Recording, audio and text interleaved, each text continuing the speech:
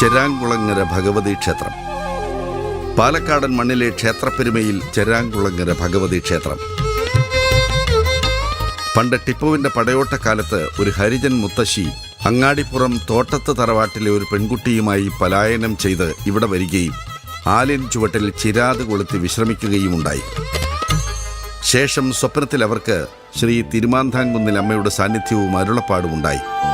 യഥാസമയം ഒളപ്പമണ്ണ മനയിലെ തമ്പുരാനും ഒരശരീരി ഉണ്ടാവുകയും തുടർന്ന് ഹരിജൻ മുത്തശ്ശിയും കുട്ടിയും വിശ്രമിച്ച സ്ഥലത്ത് ക്ഷേത്രം നിർമ്മിക്കുകയും ചിരാതിനെയും കുളത്തെയും ബന്ധപ്പെടുത്തി ചെരാംകുളങ്ങര എന്ന് നാമകരണം ചെയ്യുകയും ചെയ്തു.